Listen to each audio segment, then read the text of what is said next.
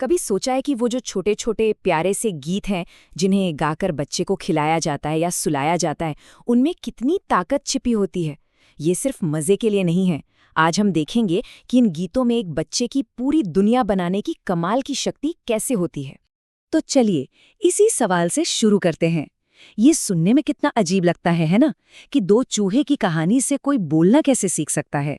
पर यकीन मानिए, इन धुनों के पीछे एक गहरा विज्ञान छिपा है जो हमारे बच्चों के भविष्य की पहली मजबूत नींव रखता है।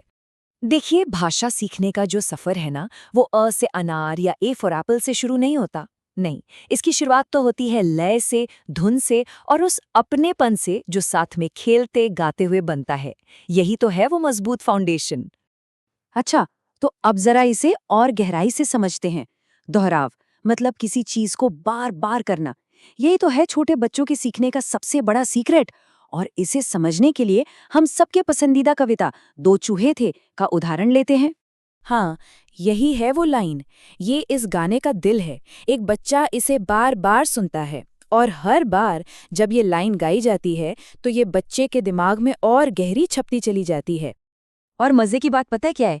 कुछ समय बाद बच्चा इस लाइन का इंतजार करने लगता है। उसे पहले से ही पता होता है कि अब क्या आने वाला है, और जब वो लाइन आती है तो उसका दिमाग पहचान की खुशी से जैसे जगमगा उठता है। और पता है, हर बार दोहराने पर क्या होता है? बच्चे का दिमाग सिर्फ एक आवाज नहीं सुन रहा होता, बल्कि वो याददाश्त और भाषा को समझने के लिए अपने अंदर नए रास्ते बना रहा होता है और पुराने रास्तों को और पक्का कर रहा होता है।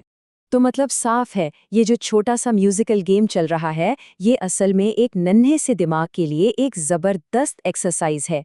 ये सिर्फ मजा नहीं है, ये तो दिमाग को बनाने का काम है। चलिए अब सिर्फ आवाज और धुन से आगे बढ़ते हैं और कहानी की दुनिया में आते हैं। कविताएं बच्चों को एक बहुत ही जरूरी चीज सिखाना शुरू करती हैं कि हर काम का कोई ना कोई नतीजा जरूर होता है। अब जरा लाला जी ने केला खाया वाली इस सीधी साधी कहानी को देखिए। हर लाइन अगली लाइन से जुड़ी हुई है। लाला जी ने केला खाया तो छिलका नीचे आया, छिलके पर पैर पड़ा और धड़ाम से गिर गए। ये एक बच्चे के लिए कारण और प्रभाव को समझने का सबसे पहला और सबसे आसान सबक है। चलिए अब कहानी को थोड़ा और आगे बढ़ाते हैं। देखते हैं कि ये साधारण सी बातें कैसे और गहरी कहानियों को जन्म देती हैं, जो सिर्फ गिरने पड़ने के बारे में नहीं, बल्कि भावनाओं, एक दूसरे का साथ देने और मिलकर मुश्किलों को सुलझाने के बारे में भी सिखाती हैं। अब एक और कविता लेते हैं, भूत आया। कहानी क्या है? एक चालाक लोमड़ी भूत बनकर जंगल के सारे जानवरों को डरा रही है। सोचिए, हर कोई डरा हुआ है, अकेला महसूस कर रहा है।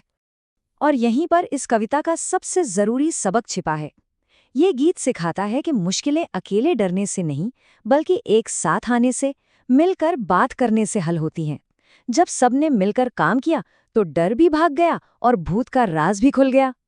तो अब तक हमने जो भी बातें की, उन सबको एक साथ जोड़कर देखते हैं। इन गीतों का असली जादू न तो सिर्फ शब्दों में है, न ही सिर्फ कहानी में। असली जादू तो उस अनुभव में है जो एक माँ या पिता और बच्चे के बीच बनता है। तो सबसे जरूरी बात ये है कि ये कोई क्लास नहीं चल रही है। ये तो एक बातचीत है जिसमें शब्द कम हैं, पर मुस्कुराहटें हैं, आंखों का इशारा है और एक दूसरे को समझने का एहसास है। यही वो पल हैं जो एक अटूट बंधन बनाते हैं। और हम आपको इसी एक सवाल के साथ छोड़ जाते हैं।